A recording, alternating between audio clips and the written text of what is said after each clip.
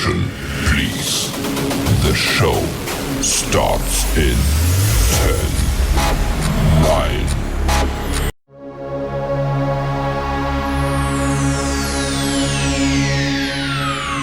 Ladies and gentlemen, may I have your attention, please? The show starts in 10, 9, 8, 7, 6, 5, 4, 3, 2, 1, go.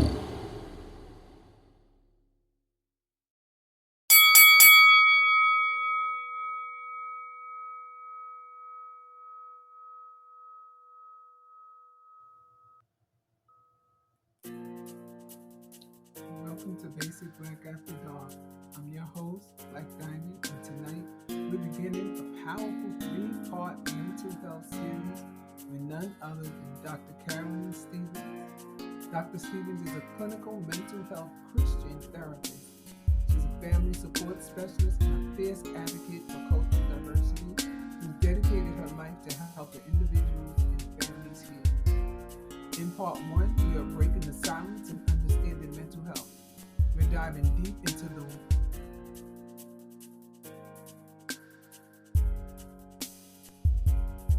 why so many in our invisible burden. This series is about bringing truth to the surface because healing starts with honesty. Please welcome Dr. Stevens to Basic Black After Dark.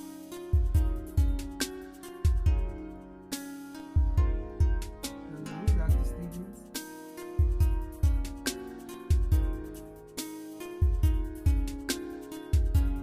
Great. I'm so glad that you were able to make it tonight. Thank you so much for being a part of this series because I think that the mental health and educating the community is very important. So I want you to define mental health, Dr. Stevens. When you hear the term mental health, what does it truly mean? What do people often misunderstand about it? Okay, and that's a really good question. So, mental health is health concerns, health care that focuses on any aspect of your mind. Okay, so we all should focus on our mental health. Now, of course, where misconceptions come in at is that people sometimes get the terms confused when you say mental health with mental illness, and that's sometimes How where do you people. explain the difference? So when you explain the difference, is that we all a part of it. So as human beings, we have our physical health. That's what most of us may go to the doctor for. Yeah. We have our physical health. And so there are things that we should do to maintain our physical health: rest, exercise, eating, sleeping, things like that. All right. Then we have our spiritual health or spiritual well-being. That looks different for everybody. For some people, that's praying, that's meditating, those things that we do to maintain the spiritual aspect of our life. Then we have our mental health, okay?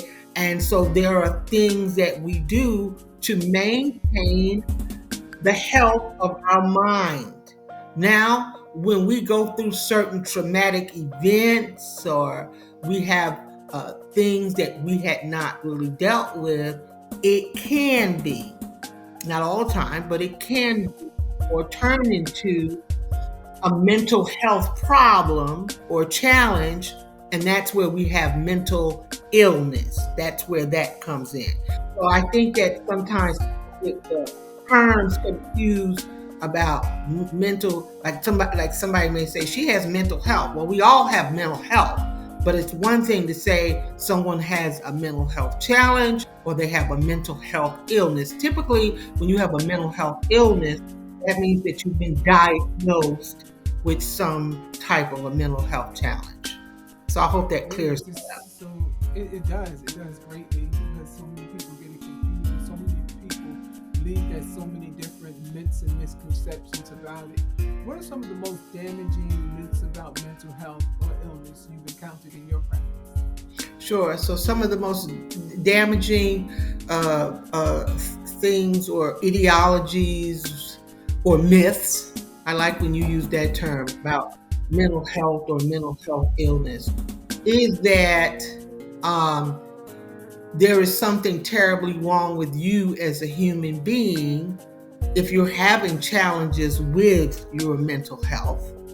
And there is something that I always say, I use the layman's term.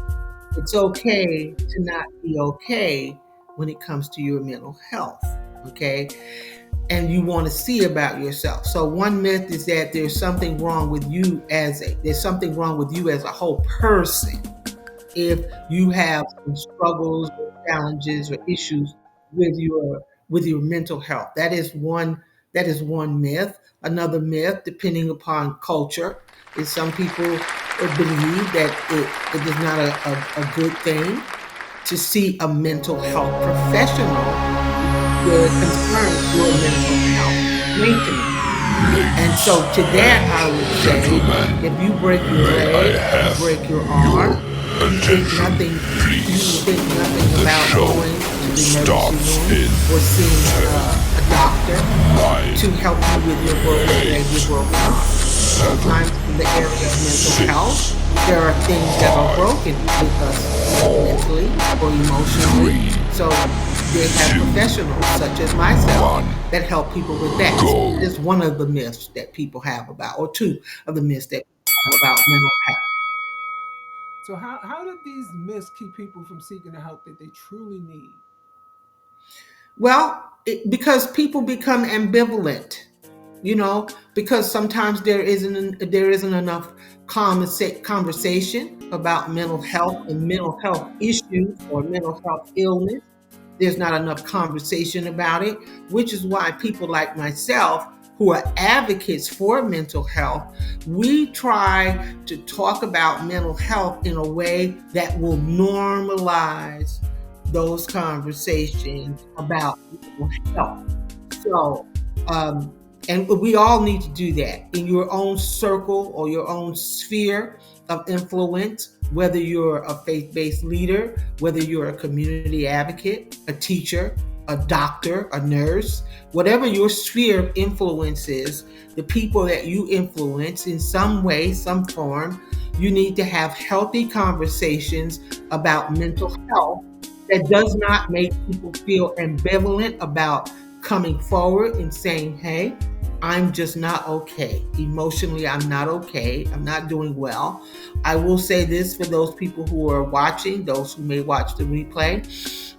You have some sphere of influence in your house, with your family, with your children, with your neighbors, and we need to start having those conversations with those people that we are close to.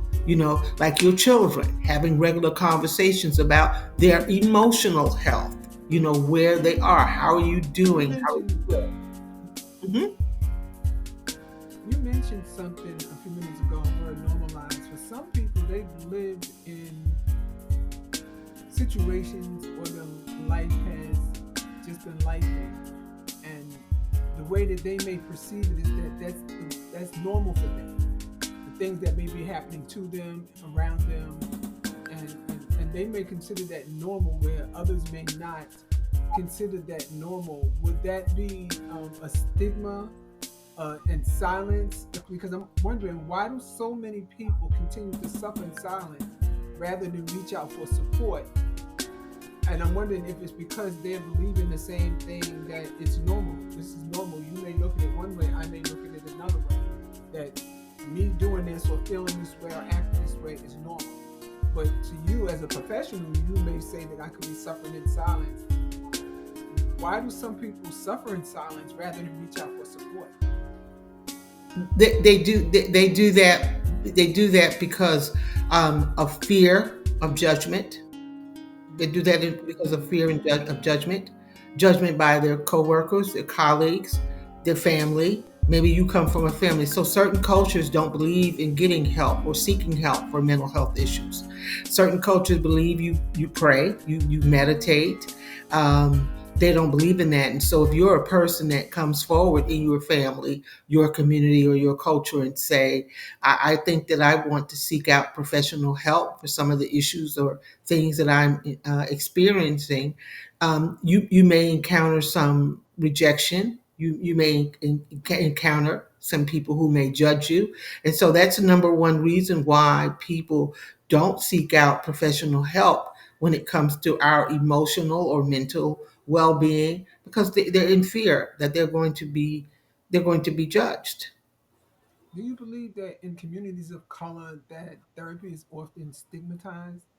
You know, because I know at times, I know growing up, I would hear somebody would say, "Oh, this person is crazy," or no, you would hear something else like, I know back a little further, maybe a little bit before my time, because I'm not going to try to tell my age. Well, shoot, I don't care. I don't know my age. But they would say that the person had, they were senile. They would use that term instead of saying, giving it a terminology or a diagnosis. They would say they were senile. Do you believe that in communities of African American, or I'm not just going to say African American, communities of color, I would say it that way, that therapy is often stigmatized? Yes, I do. I will say that over the recent years, uh, as we become more aware about mental health issues, some of those ideologies have changed, have progressed some, where people have now become a bit more accepting about mental health and mental health illnesses. And that's because we now talk about it more. And that's how we normalize those conversations, just to be able to have those conversations. So, but yes, even in 2025, in the African American community, we still have some ambivalence about people seeking out help for those kinds of issues. Very often, you would hear in the African American community, people would say, "Well, just pray about it, and you'll be all right." And I am certainly one in my own personal life that does adhere to prayer. I am a person that believes in prayer. But as a professional, I also know that prayer coupled along with working with a professional or working with a coach, a counselor, it can also help a person to navigate through those issues. But to your question, yes, there's still very much so some ambivalence about African Americans seeking out, help for their mental health issues. There are cultures, for example, in the Oriental culture, they are not very open to seeking out mental health. Uh, they're not very open to that. So, depend on your cultural upbringing and what you were raised, what you were taught. That may or may not make you ambivalent to seeking out professional help, because some people may feel, well, if I go to a doctor for something like this, and this is a term that I don't use, but I'll only use it in this sense because it's one that people are familiar with and people know it. If I go out and seek help, that means I'm crazy, or that means that other people Mhm. will think that I'm crazy, which is why Let I me say, listen to this mhm. thought. Is it more so the community has accepted it more, or is it that it's the way the therapist may be speaking with the individual? Because, as you mentioned, you're also, well, I already said you were a powerhouse, but you also add Christianity to it. There's so many different types of therapists that offer services. Do you believe that the individual have to find the right fit for them, or that, I know therapy is not therapy because everybody is different in the way that they um, treat their clients, the way that they see their clients, the way that or customers. I can stand maybe 10 therapists in one room and have a person that was diagnosed, and each therapist could agree to it, but the person may feel more comfortable with maybe therapist number 5 and not therapist number 6. Do you think it's because of maybe the values that they bring as well? Absolutely. Absolutely. Therapists, each, every therapist has a different modality that they operate in. For example, I'm a licensed Christian counselor, as well as I practice community therapy, or what people would call secular therapy. But I'm a licensed therapist that practice Bible-based therapy as well. Um, then you have, which I'm really glad about this, but now you have more African American professional therapists uh, Mhm. that are available, and sometimes people want to have the opportunity to share their most private thoughts um, with someone who looks like them. You have, And I'm glad you some people are pointed out. gender biased. They want men to provide those services. So yes, indeed. I recently spoke with someone, and they had said that they were in therapy, and I told them I was so proud of them for acknowledging that they needed supportive services, and they chose therapy. However, they mentioned that they stopped going to that therapist, and they mentioned they felt as though because that therapist was of a different race and didn't get them. What are some of the early signs that someone might be struggling with their mental health, or with struggling with maybe choosing a therapist? Hmm. Okay. Well, some of the challenges with choosing a therapist. I mean, it's going to be just like choosing a medical doctor. You know, Mm. um, sometimes sometimes you won't know if it's a good fit until you actually try it.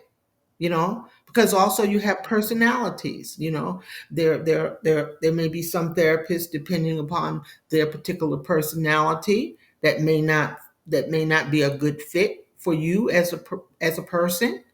It's just really because we're people and we relate or connect with different people based on that person's experience, based on that person's gender, based on that person's culture.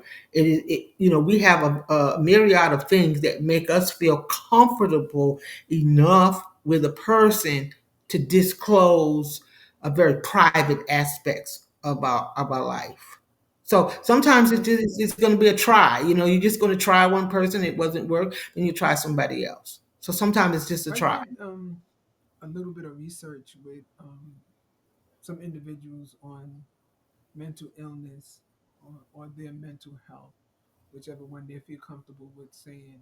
And I asked the question: is it that you stopped going to therapy because, I'm gonna be upfront? I just came out and said it to them, because they weren't telling you what you wanted to hear, or that you felt uncomfortable with the individual because of maybe sex or race or something. And they had to sit, and they looked at me and they had to think. And I said, you don't have to answer the question, but what do you feel as though that could be the reason for your decision? And they were honest with themselves. They said yes.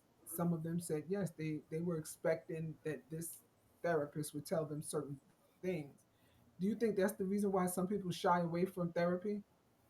I think that's the reason why some people shy away from therapists, pastors, teachers, trainers, coaches. I don't think it's just that they shy away from therapists. I think that sometimes, depending upon what a person's issues are, they may shy away from anyone who may be candid with them, because now you're talking about um, getting to some root causes, some underlying issues, and there's just some people who they just don't like that. But here's the thing I want to say about that: when you really want to heal, so that's when You're tired of feeling the way you've been feeling, operating the way you've been operating, getting the responses you have been getting from family, friends, relationships, or whatever. You're going to open up yourself to someone to be candid with you about what you're dealing with. But yes, to your question, I do think that there's some people, but I think that's just not with therapists. I think that's with a whole lot of other people. So then, how could we check in with ourselves or with our loved ones without judgment? Well, checking in with ourselves. Even with being a therapist, everything is built on trust. You know, people come to me and stay with me because they learn how to trust me. So therapists have to build a relationship with a person. You just aren't providing a service. You're building a relationship with a person so that they give you the opportunity to come into their lives and talk to them about very private things in their lives. So I would say, to your question, that individual uh, has to make up in their mind, I need to trust somebody. And it's just a matter of who you're going to trust because they really want to get well. So I hope that answers your So question. Yeah, building a rapport is very important.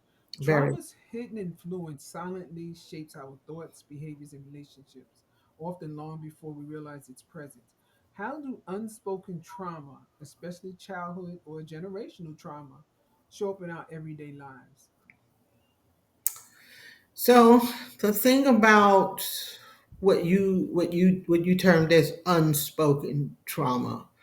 Um, so some people may have gone through traumatic experiences, let's say in their childhood, and they may not know that it would be deemed as trauma, depending upon their family unit where they grew up.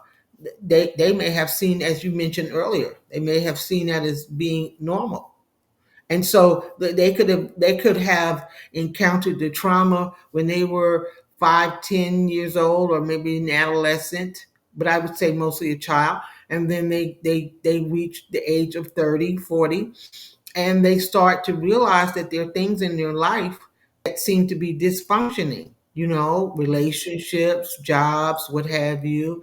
And then that's when that person begins to say, I need to take a look back. But that the professional who's working with them helps them to start taking a look back. You know, where did the trauma come from? Where did the behaviors come from? Because when people have certain behaviors, they just don't pop up. I mean, they come from somewhere. People act the way they do for a reason. They come from somewhere. It's just that sometimes with trauma can be so buried, so deep, that it may have happened to you as a child, but you may not realize it until you become an adult. So some people, I guess they're in denial. What role does denial play in preventing us from addressing the cracks beneath our surface, pun intended? Well, denial plays a very big part in it, because especially if you have loved ones, family, friends, relationships, um, where people are telling you and you're hearing the same thing from different people. It's always the same kind of behavior that you're putting out, the same kinds of responses you're hearing that from people. And if you just at a point where you just don't, you're denying what people are saying, but everybody's saying it. Um, that's going to prove to be very problematic, because you're not getting to the core of the problem. When you have to sit down with yourself and do some introspection. Most people that come to me, for therapy, they don't necessarily know what's wrong. They just know that there's something wrong. They don't know what's wrong, and that's what I'm there for, to help, so we can help. I can help you figure out what's wrong, but they know something is wrong, probably because they're friends. They've had lots of boyfriends or husbands or wives or what have you. People have been telling them the same thing. And so now this person says, I can never do well in relationships, but in everybody, every partner I've been with, they're all saying the same thing.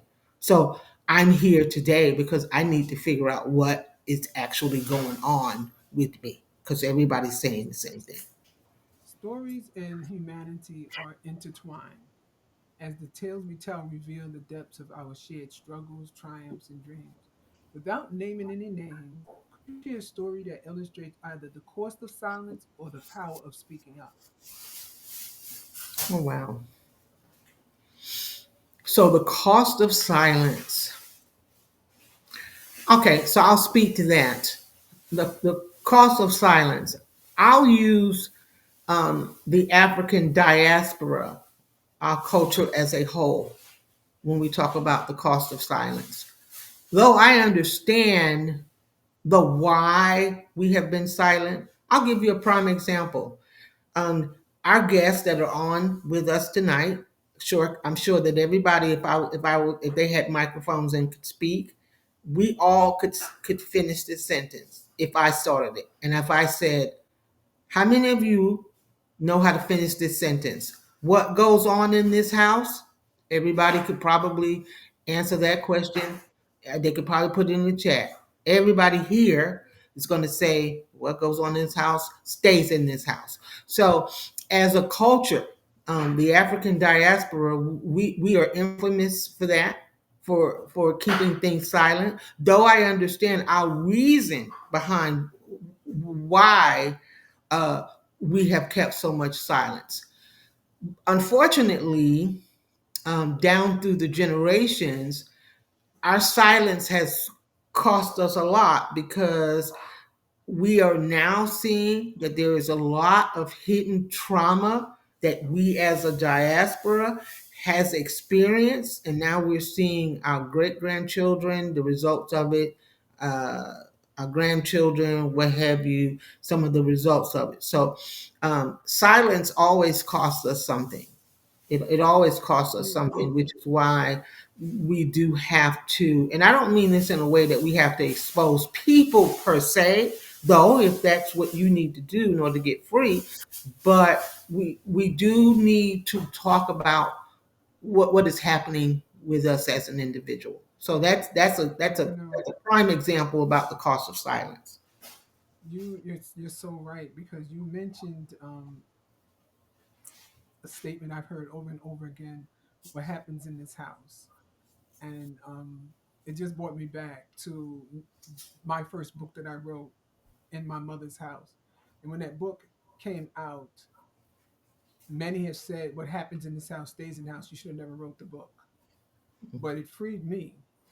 Mhm. You know, it wasn't about telling on anyone else or saying anything about anyone. It was never put out that way. Many may have taken it that way, but it wasn't. It was what happens in this house, what happens in the house to me, what was going on with me. I wanted, and it wasn't meant for it to be public. To tell you the truth, it was initially meant for it to be for my children and my grandchildren. At the time, I didn't have any, but I wanted it to be a part of my legacy, and I just wanted them to know who I was and what was going on in my life. Hopefully that if things like that were happening, because things are generational, to them or around them, they would understand where it came from, and they would understand that it's okay to get help. It's okay to ask for help. It's okay. When I say expose yourself, I'm not talking about indecent exposure.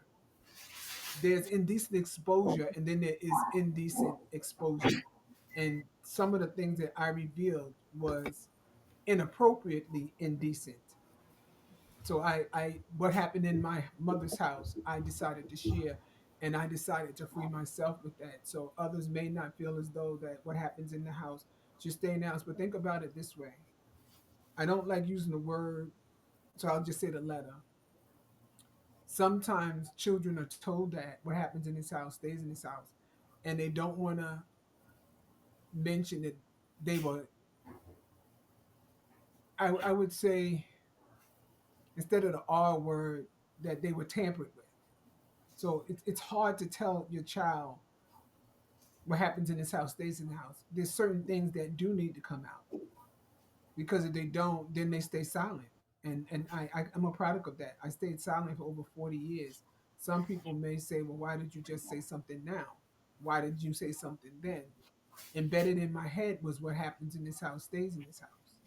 So, for all the little girls and little boys out there, it's okay, to reveal what you need to reveal if it's going to free you. And that I wish I would have, I guess I would say, taught myself that, but I had to go through a journey in order to get myself to be right, to be able to say it was okay for me to be okay. And taking steps towards healing begins with acknowledging the pain, embracing self compassion, and choosing growth one moment at a time.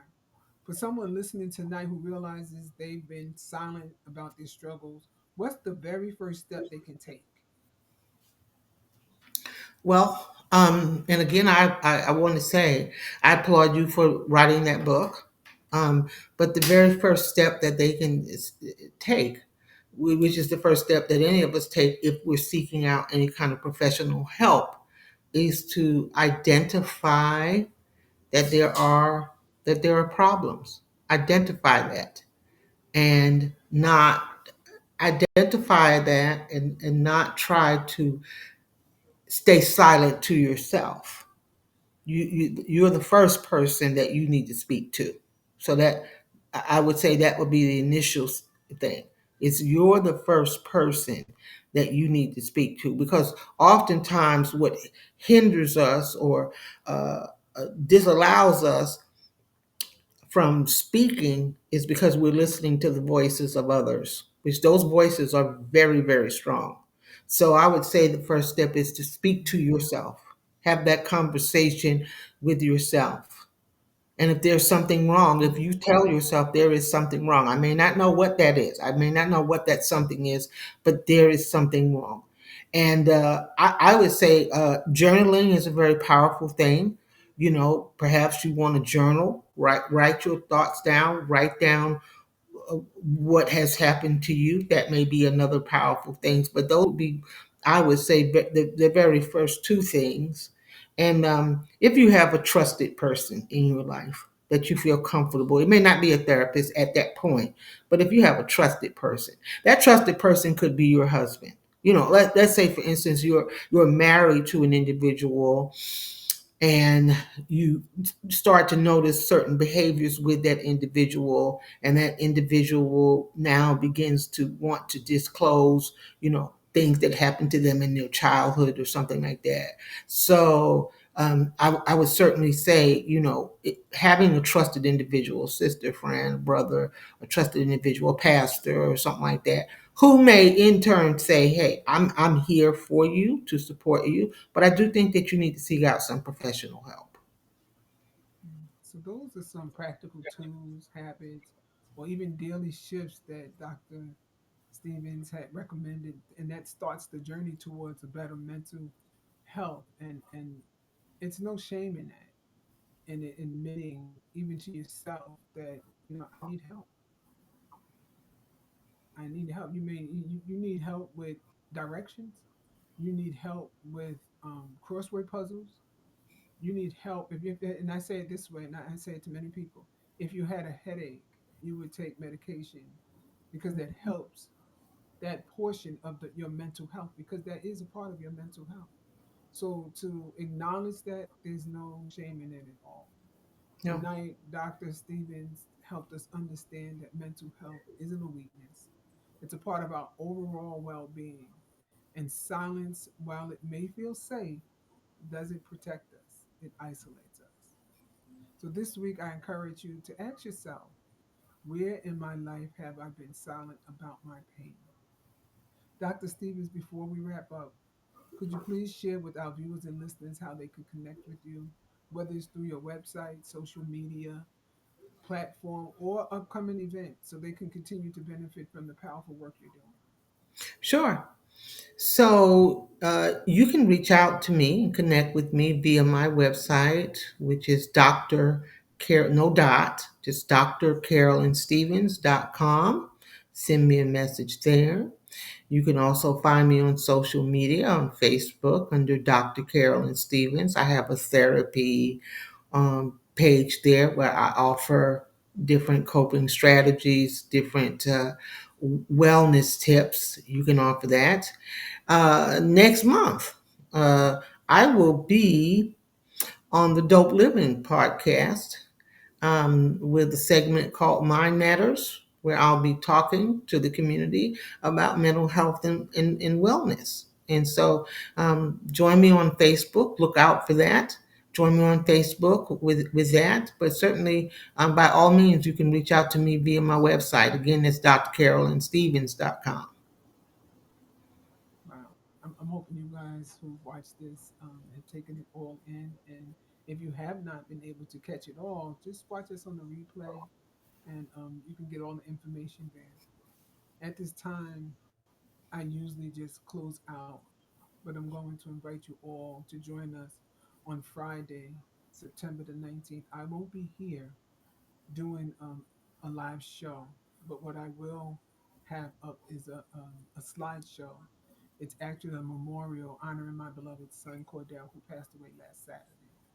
So I won't be available to you all, but I will be back. So I would like for you to join us on October the 3rd for part two, where Dr. Stevens will guide us to exploring trauma, resilience, and the heavy burden so many of us carry. Because awareness is only the beginning. True healing requires action. And as always, thanks for keeping it basic. So good night and enjoy your weekend, everyone. Good night, everyone. Good night.